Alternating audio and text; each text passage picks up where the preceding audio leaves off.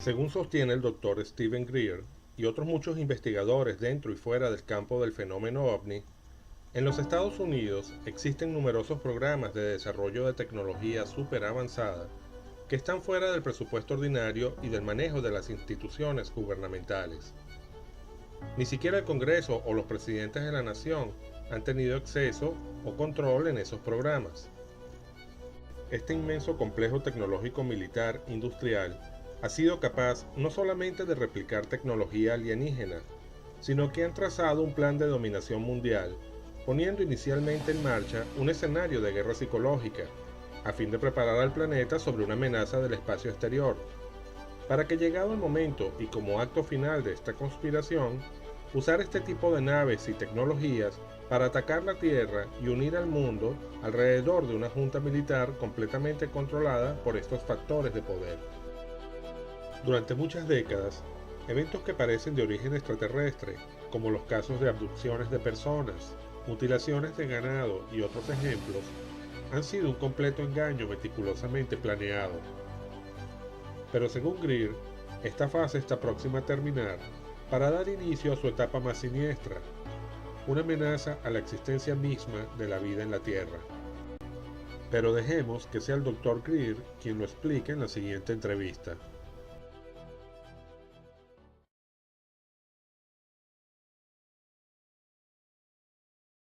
Dr. Greer, in one of your YouTube videos that we did a story about on Natural News, you were talking about a possibility, correct me if I'm not paraphrasing this correctly, but a possibility that the advanced technology that our government owns could be used to fake contact or to create theater for the purpose, I believe, of a mass manipulation.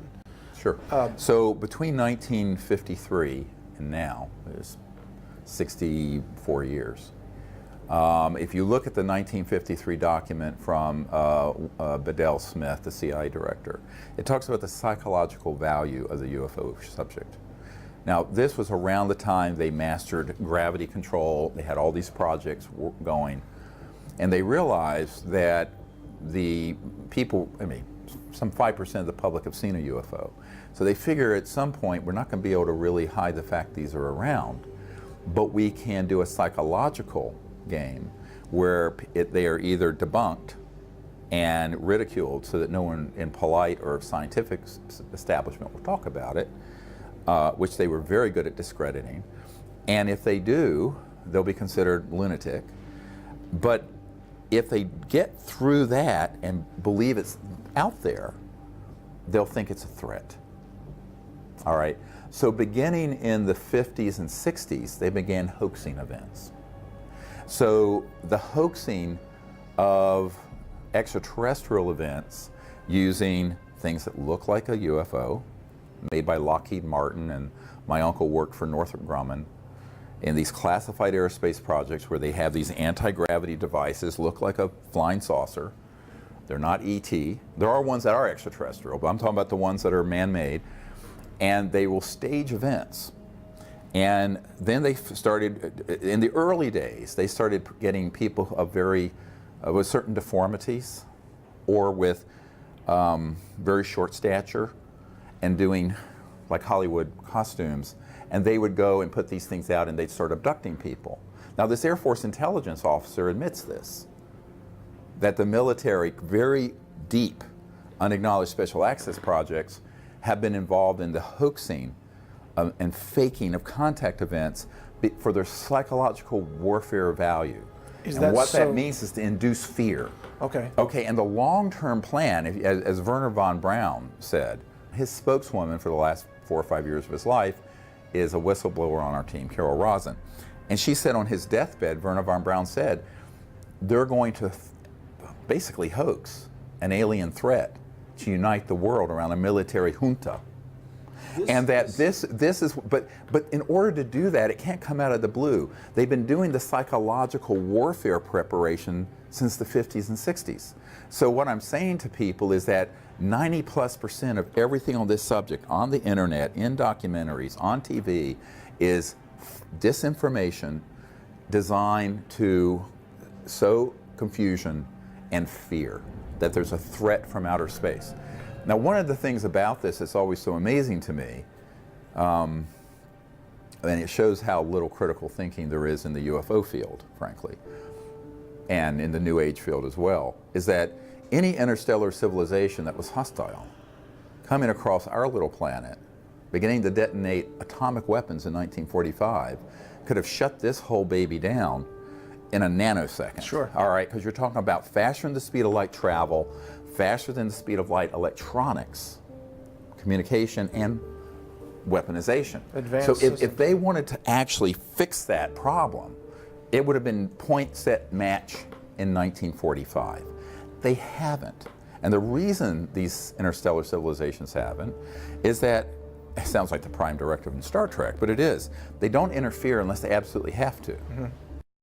So you cannot impose from an outside, higher developed civilization onto a less developed civilization.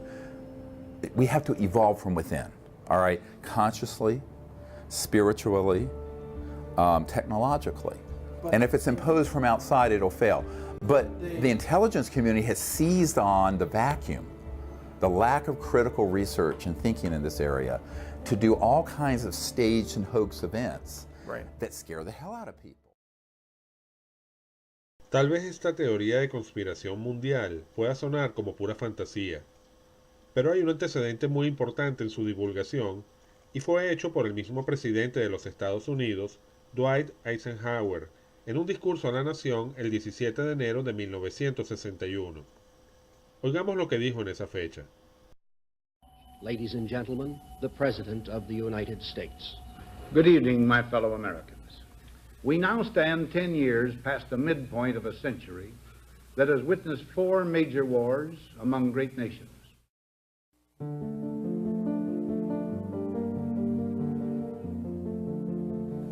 Until the latest of our world conflicts, the United States had no armaments industry. American makers of plowshares could, with time and as required, make swords as well. But we can no longer risk emergency improvisation of national defense. We have been compelled to create a permanent armaments industry of vast proportions. Added to this, 3.5 million men and women are directly engaged in the defense establishment. Now, this conjunction of an immense military establishment and a large arms industry is new in the American experience.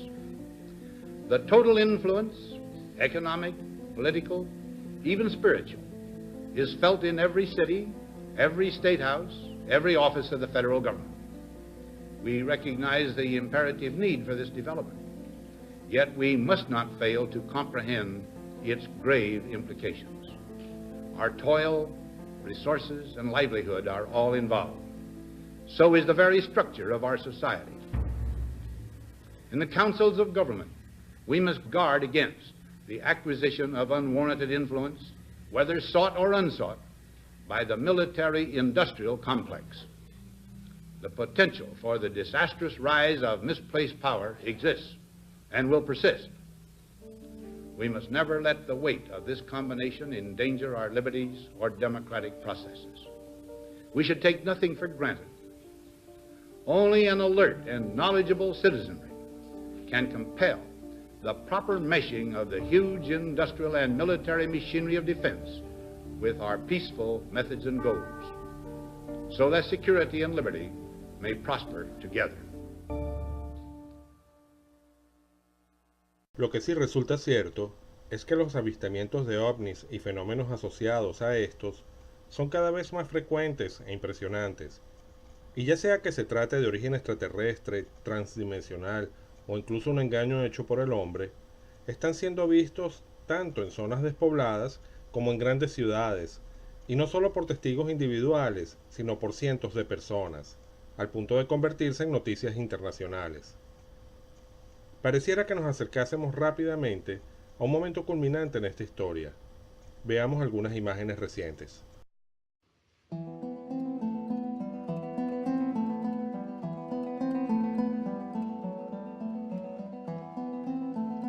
Unidentified flying object was detected by a flight crew.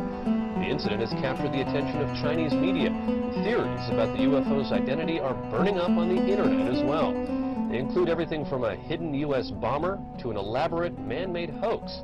For now, the UFO continues to be a mystery.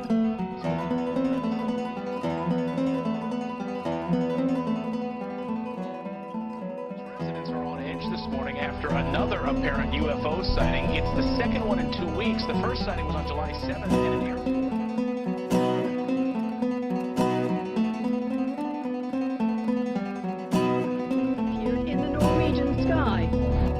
A blue light, small at first, growing into a spiral, and then disappearing into what appeared to be a black hole. In the northern community of Trøndelag and on a Norwegian...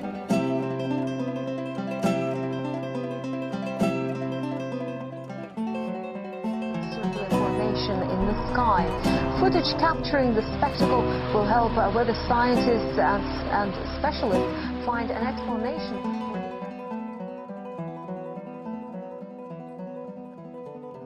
The question is, what was that UFO? What was it doing over Jerusalem? And, you know, is he back? UFO in the form of a bright light is seen descending over the dome of the rock in Jerusalem.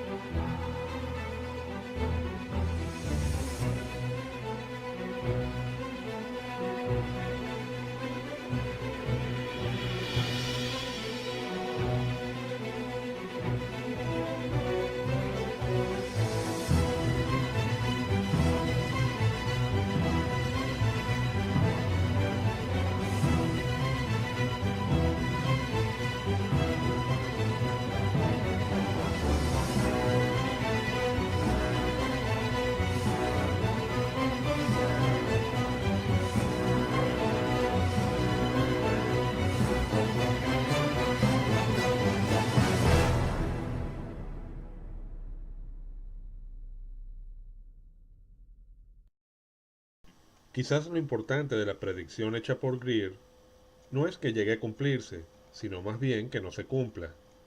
Tal vez la divulgación de este plan siniestro sea la única posibilidad de evitarlo, tal como lo indica el presidente Eisenhower en su discurso. Pero abordemos ahora una predicción aún más aterradora que la propia amenaza, fingida o no, de un ataque extraterrestre. Y volvamos con el periodista español J.J. Benítez. De las investigaciones hechas por Benítez y la información recibida de los militares norteamericanos que protagonizaron la misión Caballo de Troya, en un futuro muy próximo, nuestro mundo será impactado por un gigantesco asteroide y cuyas devastadoras consecuencias se sentirán a nivel planetario, cambiando enteramente el mundo que conocemos. ¿Será esta la gran tribulación o el parto de toda la humanidad que profetizó Jesús en su conversación con Jasón en el año 30 de nuestra era? O tal vez la enseñanza a través del dolor necesaria para provocar el cambio en la conciencia de la humanidad, como le fue revelado al señor Pablo Hauser en sus contactos con seres extraterrestres. No lo sabemos, pero escuchemos a Benítez explicando el tema. Bueno, en el caballo 9, si no recuerdo mal, y puede que en algún otro, hay una alusión, algo que podría suceder, que no ha sucedido todavía. Y en el diario Eliseo, yo ya les adelanto que se repite esa insinuación. ¿Cuál es la insinuación? Pues algo verdaderamente desagradable. Pero, en fin, está en el caballo 9, ustedes lo pueden ver, así que no tengo ningún problema en decirlo, la llegada de un gigantesco asteroide que podría provocar una enorme catástrofe en la Tierra. Bueno, yo he hecho luego, a raíz de esas informaciones, yo he hecho mis propias averiguaciones y ojalá esté equivocado. Ojalá me equivoque. De todas maneras, yo escribí ya un libro que no ha salido todavía, como novela, porque lo escribí primero como investigación y era tan duro, era tan triste, que dije, no, lo voy a escribir como novela. Yo les doy a ustedes la primicia de cómo fue, ¿eh? Y está ahí, no se ha publicado todavía, y cuenta qué sucedería si eso fuera verdad. En 24 horas morirían alrededor de 1.200 millones de personas. El astro o el meteorito tendría unos 11 kilómetros de longitud, como el Himalaya, como el Everest. Bueno, y además provocaría una situación de erupción volcánica en cadena que terminaría oscureciendo el sol. El cielo quedaría convertido en ceniza y eso llevaría a una situación caótica general. Y ya no les quiero amargar más la mañana. Hay una información que yo recibo en su momento y que yo transcribo. Por tanto, y lo he dicho muchas veces, el mérito de Caballo de Troya no es mío. Yo soy el de Seúl.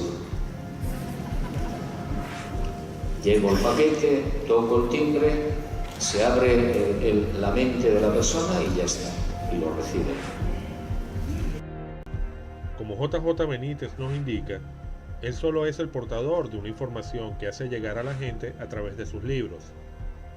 El diario de Eliseo, segundo tripulante en la misión Caballo de Troya, será publicado próximamente, tal vez en el 2018, y ahí explica en mayor detalle ese evento futuro. Pero ya disponemos de parte de esa información en los libros Caballo de Troya 9, publicado en el año 2011, y El Día del Relámpago, publicado en el año 2013, en donde se narra el fin de la misión Caballo de Troya. Para aclarar un poco más este tema, en el libro El Día del Relámpago, se narra cómo Jasón, habiendo regresado de su viaje y encontrándose en Estados Unidos en la casa del general Curtis, jefe del proyecto, pudo acceder por pocos segundos a un documento ultrasecreto identificado con las siglas GOG, en donde se indicaba una catástrofe global con fecha 29 de agosto del 2027. No fue más la información que pudo leer a escondidas. Sumemos a este escenario de devastación y muerte los terribles terremotos y tsunamis que habrán de producirse en toda la Tierra, producto del movimiento de las placas tectónicas. El número total de víctimas no es especificado, pero con toda seguridad superaría por lejos la cantidad de 1.200 millones que moriría solamente en las primeras 24 horas luego del impacto. Obviamente, ante una situación apocalíptica como la descrita, no habrá un solo lugar en nuestro planeta completamente a salvo.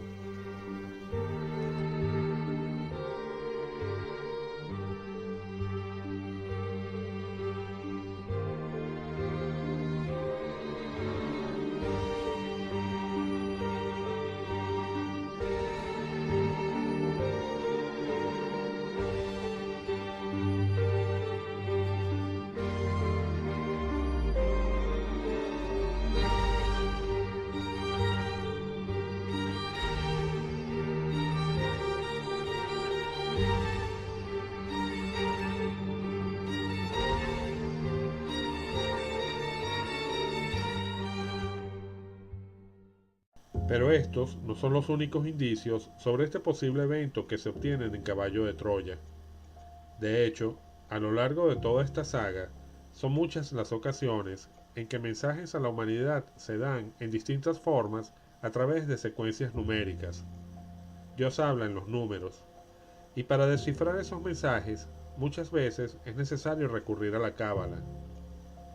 En algunos casos fueron descifrados por la gente del proyecto de Caballo de Troya, y en otros casos no fue así. La secuencia numérica que explicaremos a continuación, descifrada por Benítez, tiene que ver con los números escritos de forma casi microscópica encontrados por Jasón en el interior de un cáliz que recibió Jesús como regalo personal del anfitrión del evento conocido como la boda de Caná. Seguramente todos recuerdan aquel milagro de transformar el agua en vino, que igual se describe en la Biblia. La secuencia en cuestión, repetida en 8 líneas en el interior del cáliz, era la siguiente.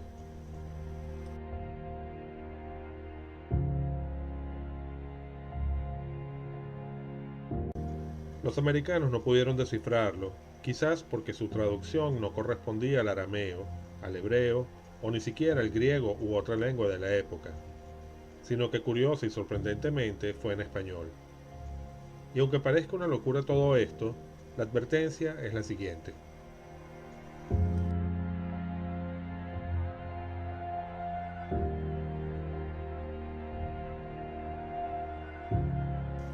Como señalamos antes, GOG son las siglas que identifican el documento visto por Jasón en donde señalaba el impacto de un gran asteroide para el año 2027.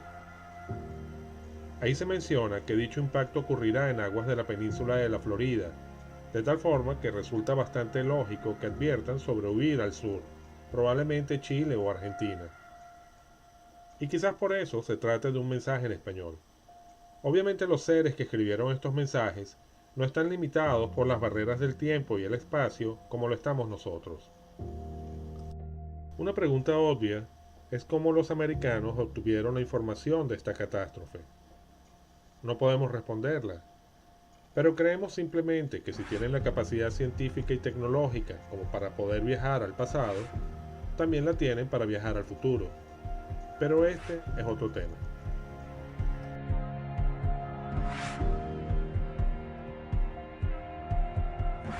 Otro indicio interesante mencionado por Juan José Benítez en alguna entrevista, un indicio que casi podríamos considerar anecdótico, pero que a nuestro entender es llamativo de mencionar, resultó en 1975 en una investigación en las selvas ecuatorianas relacionadas con el fenómeno OVNI. Conversando con Abraham Calazacón, indígena perteneciente a la tribu de los Colorados, este le indica que el fin del mundo llegaría 52 años después, aunque él no lo vería. Llegará del cielo y avisará con mucha antelación.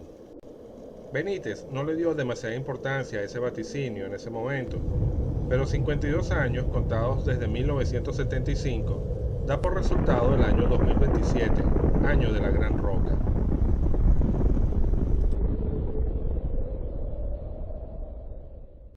Son muchos otros los indicios sobre este evento que se obtienen de la saga Caballo de Troya y de otras fuentes que convergen en una advertencia para el futuro. En 10 años o menos sabremos si estas profecías llegarán a cumplirse. Por ahora, solo queda esperar.